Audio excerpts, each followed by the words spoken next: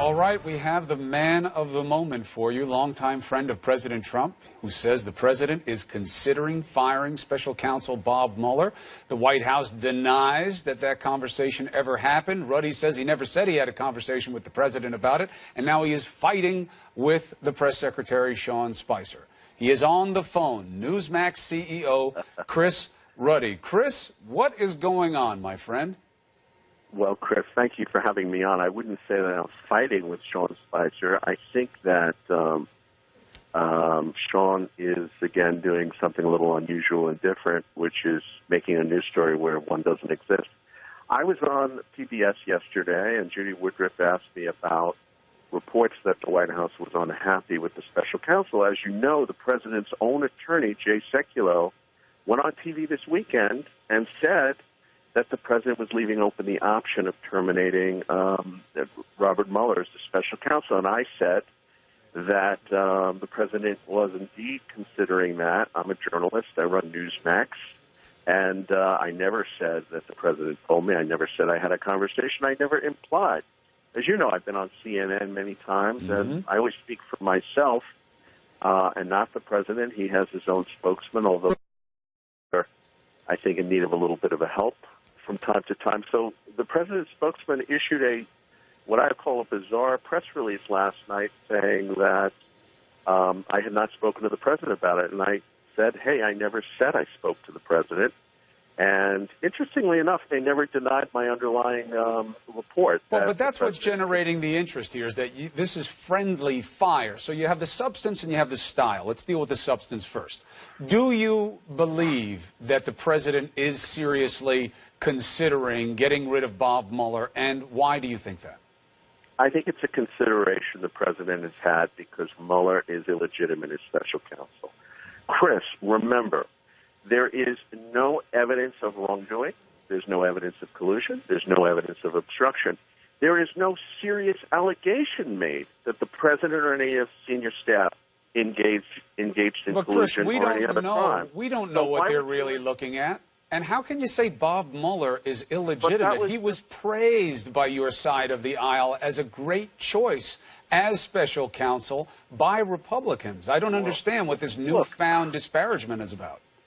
I have no disparagement for Bob Mueller. You just said he's illegitimate as special counsel. That's not nice. Correct. But I said as a man, I'm saying as a man, I think he did a great job running the FBI. I think it's inappropriate. Look, this man was interviewed by Donald Trump, the president, a day or two before he was named special counsel to become FBI director. He had a private conversation. Don't you think it's a little unethical for him then to become the investigator against the president after having that private conversation? I think it's, and apparently there is other Trump. No, I don't. Where would be the conflict? Where would be the conflict of interest? In fact, Mueller never disclosed that fact. You did, but what would be the conflict there? He had a private conversation with the president on his views about all sorts of matters, potentially about the investigation. I don't know.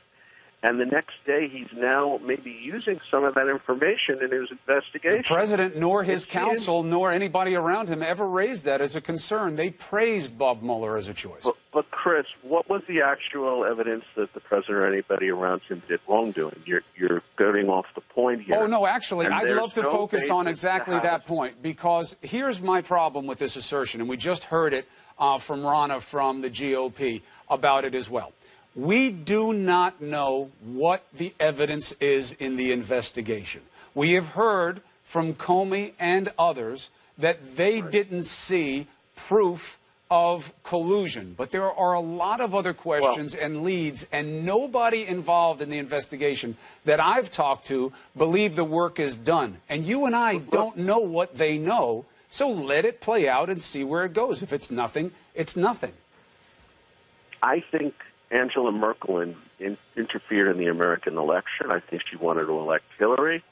I'm making that allegation to you. I know I have no evidence of it, but I'd like you to appoint a special counsel. And that, and that is, I mean, that's how ridiculous. No, but it isn't. It's ridiculous. But it isn't, and I'll tell you why. I'll tell you why it doesn't stand up as a syllogy. Because if you talk to Comey, if you talk to Clapper, they'll say not only is what Russia did unprecedented, in its malice and in its intricacy, but that there are enough questions about people around Trump and about how Russia did this and how to stop it that it requires investigation. And remember, when you make a political argument to try to get this away from the president, you are also creating a disadvantage for democracy. You need to know how Russia did it and how to stop it and who was involved. Those are real Clapper questions. has said there's no evidence. No, he did not. Agree with that? He said he was not aware. Appointee. Clapper did not say that. I interviewed him myself, Chris. Look, He said, I didn't know congressional because I members wasn't. that have- Chris, let me get the fact out there. He said, I wasn't monitoring the FBI investigation. I don't know what he had. That's what Clapper said. Not there is none and I know everything there is to know. He didn't say that. But your side of the aisle uses that, and deceptively so. Chris, you come from, you're the son of a great lawyer, Mario Cuomo, and there's a rule in law. It's called habeas corpus. If you charge someone with a crime, you have to have some evidence that there's a crime committed. And there's no evidence. Habeas corpus exists when you have someone in custody. We're talking about the President of the United States and open questions that go to the fundamental basis of our democracy. Chris, if you change the names here, and Chris Ruddy was considering whether or not we need to know whether the Russians helped Hillary Clinton, I guarantee you there would be no passivity in your perspective. I wouldn't say that at all. You know, I thought that the FBI director's press conference about the indictment of Hillary was totally a violation of FBI protocol last June. I thought his interference in the election with reopening the investigation 2 weeks before was an interference in violation of FBI and Justice Department protocols. And I thought that his writing of the memos with the president and then leaking it to the press was an ethical violation, potentially a criminal one. The whole thing has been very strange. Nobody wants to talk about what Comey's activities have been, which Democrats have criticized time and again. I think we've talked about all of that a lot, by the way. Well, I think what I'd rather talk about is when the president says this is a political witch hunt, I think it's a political diversion. You know, the president's had tremendous success. He just went over to Saudi Arabia, got $100 billion in arms deals. He's gotten China to open up their markets for 30 years. No president has been able to do that. He's gotten the Korea thing finally being dealt with by the country. Jobs are a priority in this country like they have never been before. And I think they don't want to talk about the president's achievements. I'm open for criticizing him. If you go to Newsmax now, there'll be stories critical, there'll be stories supportive. But when it seems like stuff is just being made up, I can understand the frustration. Right, but I get that that's a frustration. I also think that it's a false premise. I mean, I say this to people all the time. I get that you don't like it, but show me what's untrue. Show me what we report on this show that is wrong or doesn't deserve the coverage. You can't ignore the fact, Chris, that the president creates so many of these news cycles himself and often on purpose. You're going to get scrutinized for what you say and do as president. When you say outrageous things, you're asking for that coverage, are you not?